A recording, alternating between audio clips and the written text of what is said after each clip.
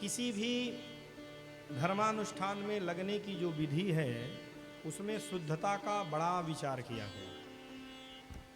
काल की दृष्टि से,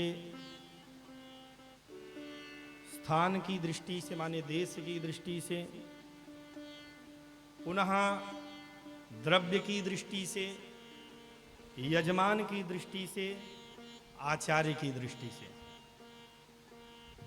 परम पवित्र मुहूर्त का शोधन करके दिव्य काल में यज्ञ किया जाता है। ऋषि श्रृंग ने भी इसका संकेत किया, पंचांग खोला। पंचांग खोलने के बाद मुहूर्त मिला 1 वर्ष बाद का। अब आ गए सब ऋषि लोग, तो 1 वर्ष तक वहां रह करके चकाचक भंडारा हुआ और अनुष्ठान करते थे। 1 वर्ष तक प्रतीक्षा करते रहे।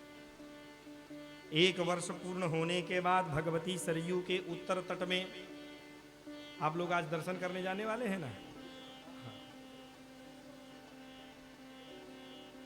सरयू के उत्तर तट में दिव्य यज्ञ मंडप का निर्माण किया गया है और पुनः इस बात के लिए सावधान किया गया है। 3 बार यह बात आई है यहां।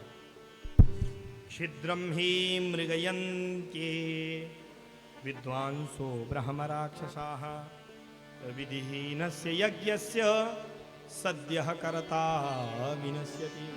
और वर्तमान समय में इसका सबसे अधिक अभाव है। भावग्राही जनार्दन अपने मन से, अपने तरीके से किसी भी पंक्ति का कैसे भी अर्थ कर लेना है।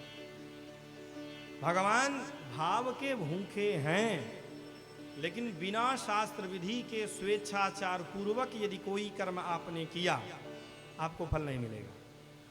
मैं किसी को डरा धमका नहीं रहा हूं कि पंडित जी लोगों को आपको बुलाना पड़ेगा, दक्षिणा देना पड़ेगा, खर्चा करना पड़ेगा। मत करो, बैठ के राम राम करो। जितना करना है विधिवत करो, सावधान हो करके।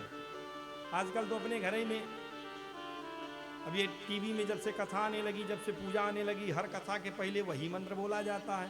सुनते सुनते याद हो गया। हम भी तो इसे बोल लेते हैं, पंडित जी का जरूरत। बिल्कुल गलत। यह तो यहाँ पर भगवान के प्रेमी भक्तों की बात थी। अब भगवान की भी बात सुन लीजिए। यह शास्त्र विधि मुत्सृज्य वर्तते कामकारतः।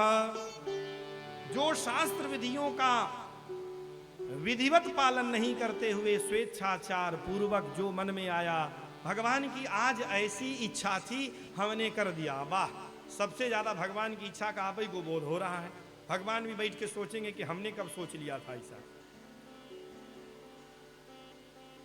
यदि पूछा जाए तो अपने स्वेच्छाचार के क्रम में भगवान को भी नहीं छोड़ते हैं। आपने ऐसा क्यों? हमको संकेत हुआ। आजकल संकेत वाले खूब बाबा मिल जाएंगे। आपको संकेत नहीं होगा, भगवान ही शास्त्र के रूप में है। इसलिए जो शास्त्र की मर्यादा है उसका पालन करिए।